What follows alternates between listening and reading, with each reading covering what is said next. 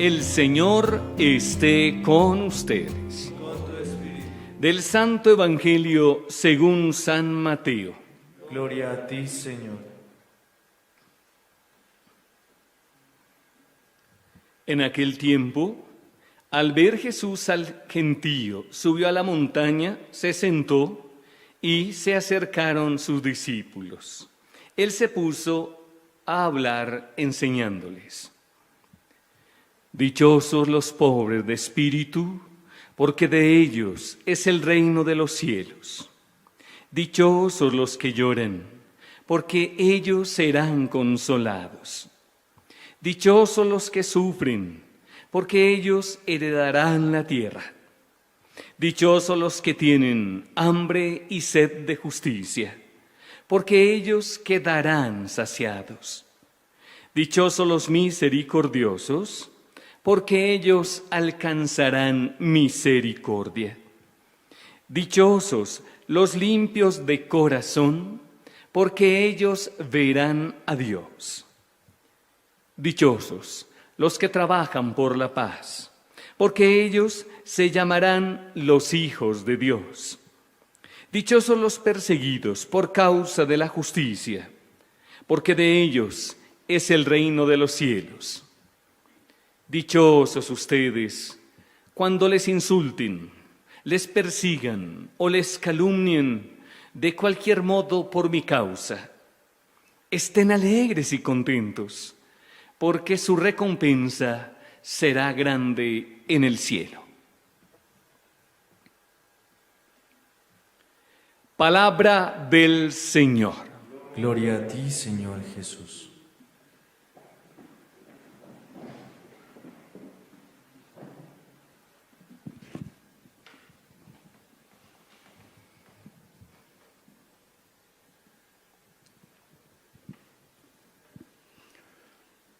Hoy la Iglesia nos invita a celebrar la fiesta de todos los santos. Hace 4 o 5 minutos, en el canto del Gloria, decíamos a Jesucristo: tú solo santo, tú solo altísimo, tú solo Señor Jesucristo. Realmente, el único santo de por sí, por su esencia, es Dios. Dios Padre poderoso, al cual invocamos como hijos. Dios, el Hijo eterno, Jesucristo, al que le decíamos que Él era el único santo. Y Dios Espíritu Santo,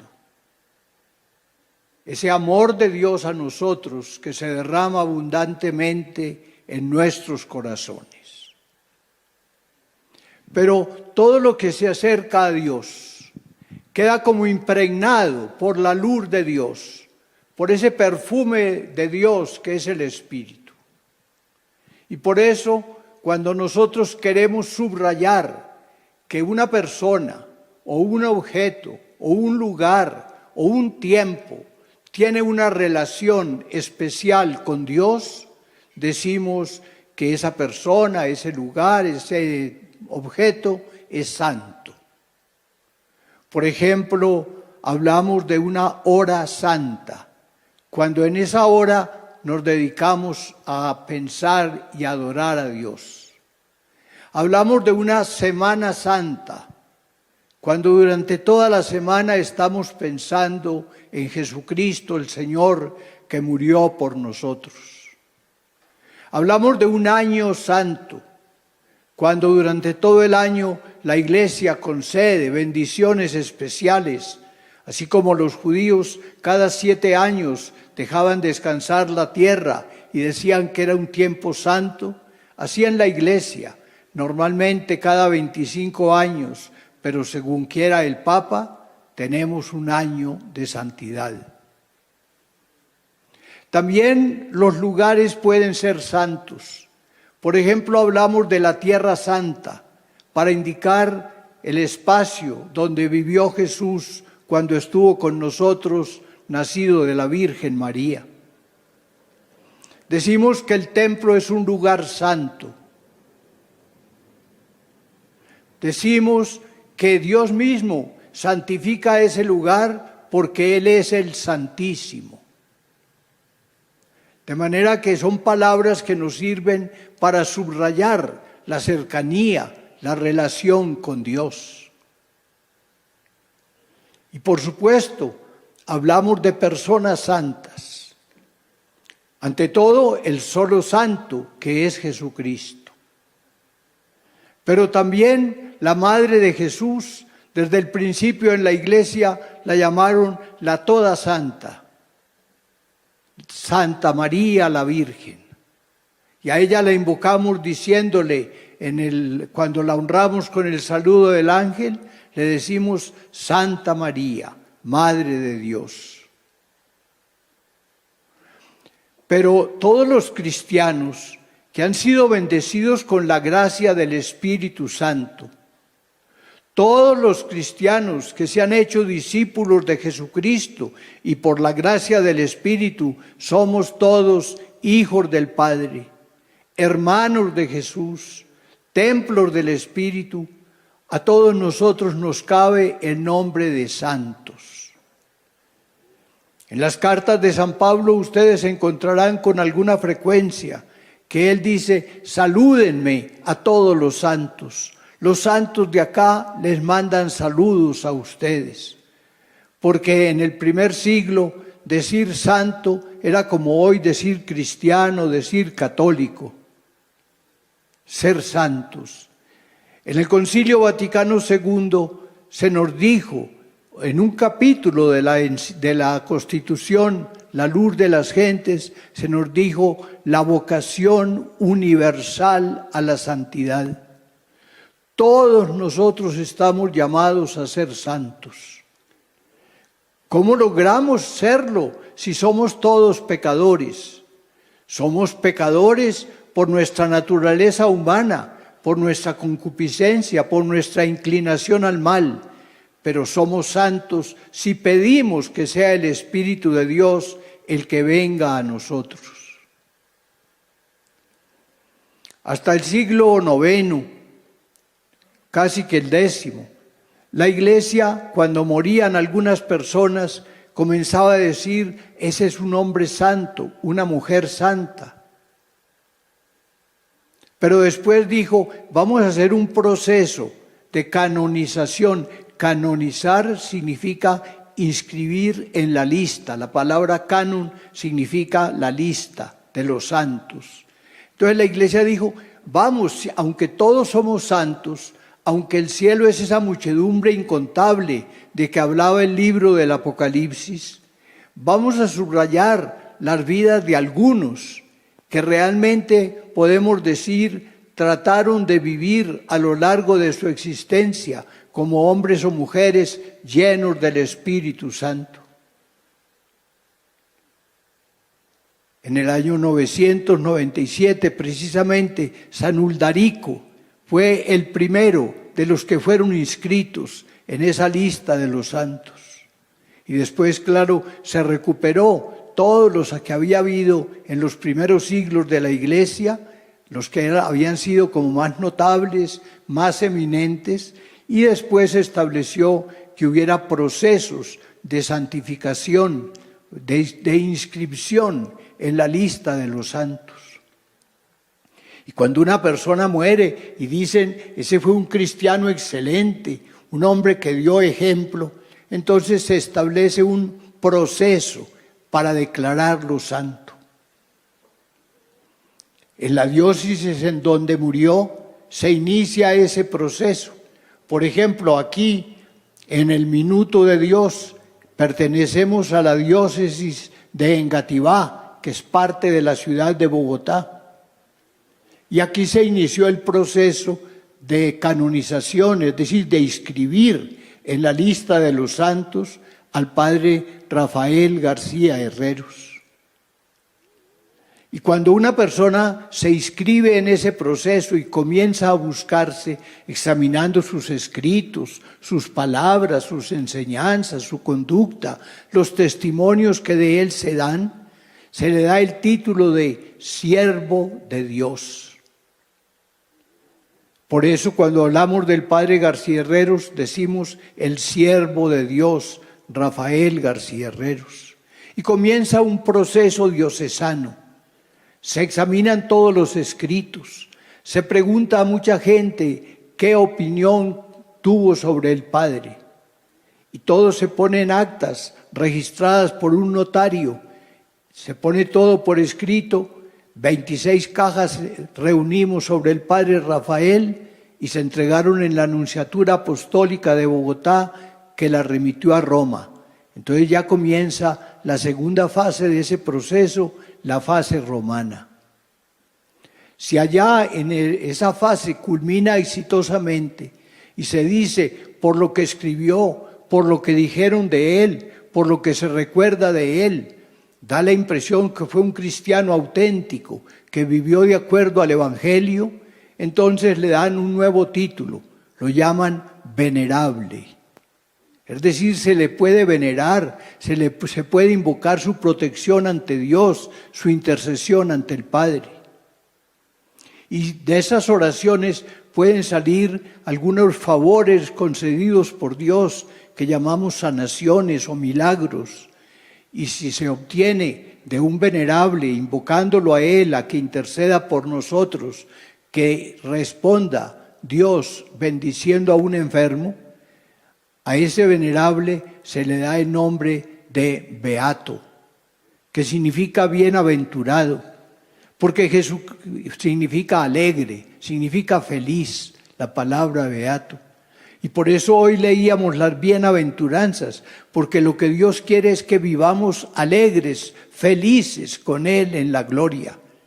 Y nos da los caminos, como se puede llegar a ser felices con Dios en la gloria, siendo mansos de corazón, perdonando al prójimo, sufriendo persecución por la justicia. Todas las bienaventuranzas que acabamos de escuchar y que ustedes conocen están en el Evangelio de San Mateo, en el capítulo 5. Entonces, si ese beato cumple los requisitos de la Iglesia hasta ese momento del proceso y hay nuevos milagros, a ese beato le dan el nombre de santo. No porque sea la única persona que está en el cielo, toda la muchedumbre inmensa, llena del Espíritu Santo, son santos. Pero porque la Iglesia lo coloca como un modelo, diciendo, este hombre, esta mujer, cumplió a lo largo de la vida con el Evangelio, es un modelo de vida cristiana. En realidad fue una persona que procuró identificarse con Jesús. Porque ser santo es identificarse con Jesús, dejar formar a Jesús en nuestro corazón. Esa obra la hace únicamente el Espíritu Santo.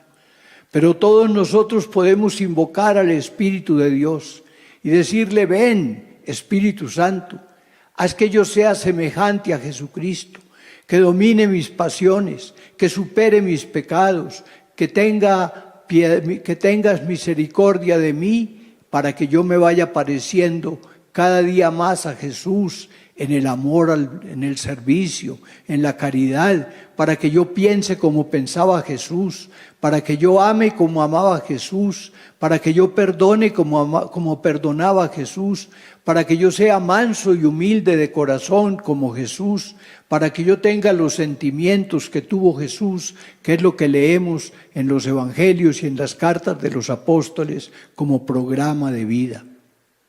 El proyecto de vida para todos nosotros es ser santos. Es la vocación, eso es lo que Dios quiere para nosotros. Él quiere que vivamos con Él para siempre en el cielo, llenos de su Espíritu y asemejándonos a Jesucristo. La Iglesia venera a esos hombres y mujeres que ya vivieron acá en la tierra, pero que gozan de la visión eterna de Dios en el cielo. Y nos pone como ejemplos. Hoy precisamente le celebramos a todos el recuerdo, a los que conocemos y a los que no hemos conocido, aquellos que se mencionan por sus nombres y por sus obras y aquellos que ni los conocemos ni nunca llegaremos a hacerlo. En primer lugar, De Jesús y de la Virgen María siguen los apóstoles. A ellos los veneramos, fueron los escogidos por Cristo, como dice el Evangelio, los llamó para que los siguieran y para que estuvieran con Él. Realmente están con Él, todos ellos fueron mártires, derramaron la sangre por Cristo.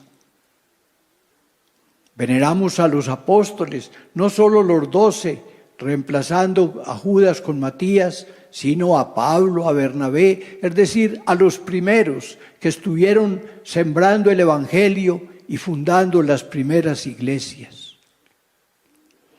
Junto a ellos veneramos a los mártires, a los que sufrieron por amor a Cristo, a los que lo amaron tanto que entregaron por Él la vida, a los que padecieron la muerte por no renegar de la fe de Cristo. Entonces a todos esos, aquí en Colombia tenemos en camino de santificación al que fue obispo de Arauca, Monseñor Jesús Emilio Jaramillo. Tenemos al que fue párroco de Armero, el padre Pedro María Rodríguez. Tenemos un seminarista que era el del Seminario Mayor de los Padres Claretianos, Jesús Aníbal Gómez. Él y otros 7 compañeros que eran de los hermanos de San Juan de Dios murieron en España por Cristo. La Iglesia les da el título de beatos. Pero además de esos que murieron por Cristo, los mártires, celebramos también a los pastores de la Iglesia. Celebramos el recuerdo de grandes obispos que ayudaron a que se predicara el Evangelio. Por poner algunos ejemplos, aunque es innumerable la lista: San Agustín, San Juan Crisóstomo, San Pedro Crisólogo, muchos obispos, los papas, de los más recientes para nosotros, San Juan XXIII, San Pablo VI, San Juan Pablo II, pero muchos otros antes de ellos, comenzando por supuesto por Pedro, que era apóstol y era papa, y muchos que fueron obispos, pastores de la Iglesia. A otros los llaman los doctores, es decir, los que escribieron mucho y marcaron como la interpretación del Evangelio, de la doctrina de la Iglesia, lograron esclarecer muchas dudas y establecer caminos para el estudio y el conocimiento. Por ejemplo, San Buenaventura, que era un padre franciscano, Santo Tomás de Aquino, que era un sacerdote de la orden de los padres dominicos, Santa Teresa de Ávila, de las hermanas carmelitas, Santa Teresita del Niño Jesús, también de esa comunidad, Santa Catalina de Siena. Hay muchas y muchos que son doctores de la Iglesia. Luego, en la última reforma litúrgica, hace por ahí 30 años, se establecieron unas categorías nuevas que abarcaran mucha gente. Entonces se habla, por ejemplo, de los santos varones. Antes se decía mucho los confesores, es decir, los que confesaban la fe, pero ahora se dice los santos varones. Y ha habido desde reyes, por ejemplo, San Luis, rey de Francia, pero también jóvenes, Santo Domingo Sabio, por ejemplo. Entonces son hombres que vivieron la fe y glorificaron a Cristo con sus vidas. O mujeres también, por ejemplo, Santa Mónica, la madre de San Agustín. Por ejemplo, Santa María Goretti, que fue mártir también. Entonces, hombres o mujeres que han servido al Señor. Santos religiosos es otra de las categorías. Otra categoría es los que vivieron misericordia con los demás.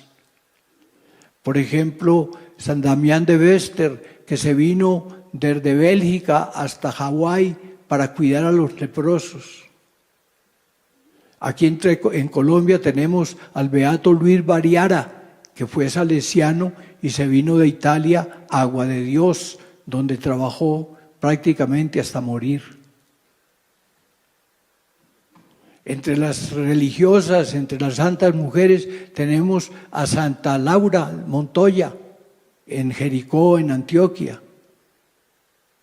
Pero tenemos, por ejemplo, en Pasto se conservan las reliquias de la Beata Caridad, que era suiza, y vino a morir en el sur de Colombia. O la Beata Encarnación Rosal, que era de Guatemala, y vino también a morir con nosotros, la fundadora de las Betlemitas. Y otros que con la ayuda de Dios irán llegando algún día, como el venerable Ismael Perdomo, que fue obispo de Bogotá, arzobispo, murió en 1950. De manera, la beata Isabel Tejada, que fue religiosa laurita. De manera que así todos, pero el problema no es a quienes estamos venerando, sino a dónde tenemos que ir todos nosotros, cualquiera que sea nuestro oficio, cualquiera que sea nuestro trabajo, cualquier ocupación que tengamos. Podemos tener santos periodistas, podemos tener médicos santos, o ingenieros o abogados santos. Precisamente en Venezuela se está avanzando la canonización de Gregorio Hernández, que era médico. Madres de familia. Creo que es Santa Luisa Beretta, que murió porque no quiso abortar. Y entonces en el nacimiento de su hija murió, la veneramos como ya es beata en la iglesia.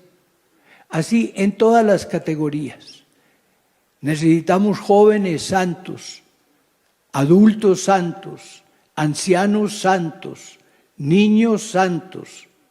La iglesia venera a San Tarcisio porque llevaba la comunión para los cristianos y sus compañeros quisieron decirle que entregara lo que llevaba y él no quiso y bueno, murió ahí, lo mataron.